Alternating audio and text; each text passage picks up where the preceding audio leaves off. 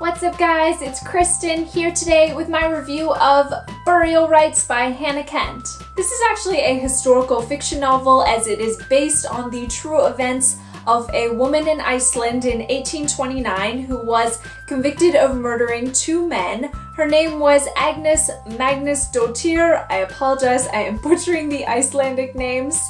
But the story begins after her conviction, and because Iceland was so small, it still is a very small country, they didn't have a jail or any facilities to hold her in until the execution date could be announced, and so that fell to a small family in a rural village to keep her until then. Naturally, this family was not exactly excited about having to share their home with a convicted murderer.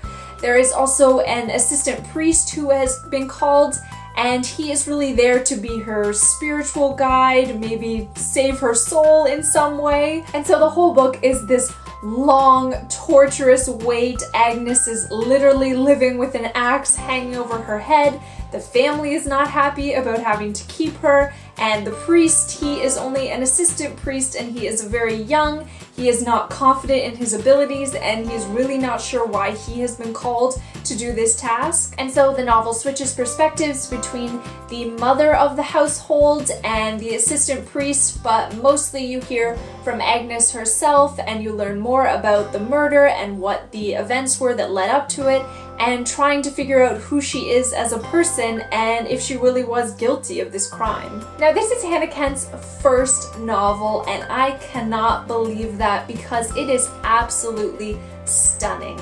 The writing in this book is beyond beautiful. I don't know how she manages to be both poetic and lyrical, but also sharp and extremely gritty and realistic.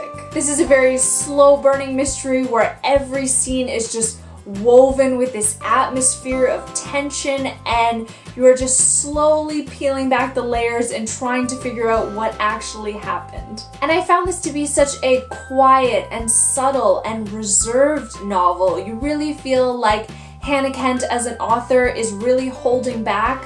There were lots of moments and opportunities when it could have been sensationalized for a shock value, an oh my god moment, and she doesn't take the easy way out with those, which I really loved and appreciated, and I feel like that is such a mark of maturity in her writing, which is why I said I cannot believe that this is her first novel. I love how throughout the book you're constantly hearing what everyone else thinks of Agnes and what their opinions on her character are.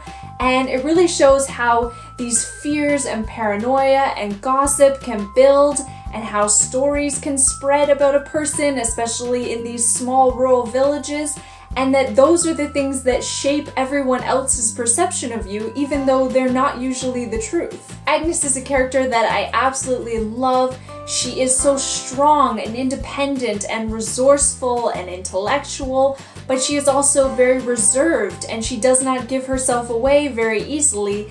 And throughout it, she refuses to let people see how much pain she is in and how much they are hurting her. There are these lines in the beginning where she talks about not letting them see who she really is, and I'll just read a few of them off because they are so beautiful.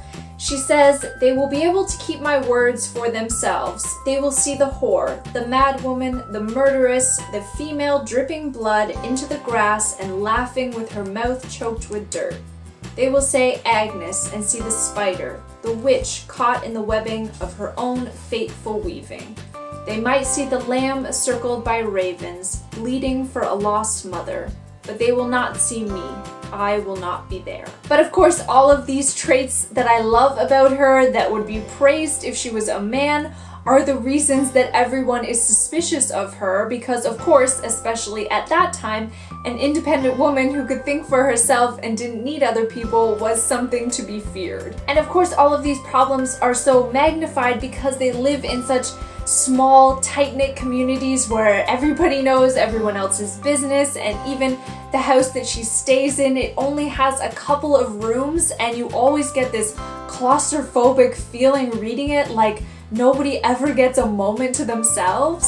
And of course, Iceland is an island nation, and so you get that feeling of isolation, that there is just nowhere else for Agnes to go to escape all of the problems in her life or to get away from these people who have already formed their opinions. And speaking of Iceland, that is like my #1 place on the bucket list of countries that I would love to visit.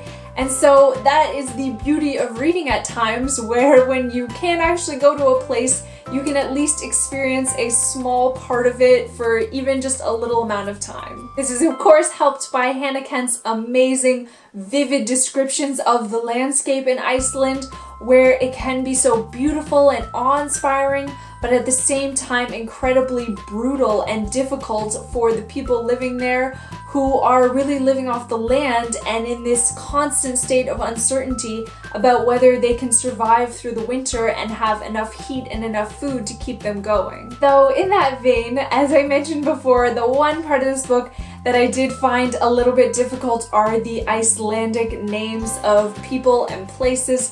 They are very difficult. She does give a pronunciation guide in the beginning of the book. I can't say it was particularly helpful. It was kind of just something that you get over as it goes along, and it kind of makes the story feel more authentic, like it was written by an Icelander when really Hannah Kent is actually Australian. But I was just watching Olive from A Book with Olive's video, and she read this on audiobook, and she said that that really helped with the names and that it was an amazing experience listening to this book. So in the end, I of course gave Boreal Rites 5 out of 5 stars. It was absolutely gorgeous, engrossing from start to finish. Hannah Kent has now become an auto-buy author for me. I cannot wait to see what she's going to put out in the future. I would highly recommend this book to anyone, even though it is not an uplifting book in any way, shape, or form. I am still kind of emotionally recovering from reading it, but it's one of those ones that even though it is devastating, it is still worth it in the end to have experienced this world and these amazing characters and just the gorgeous writing. And so if you have yet to read Boreal Rites, I very much encourage you to give it a try. But if you have already read it, I would love to hear some of your thoughts in the comments down below. Thank you so much for watching, and I'll see you again soon. Bye!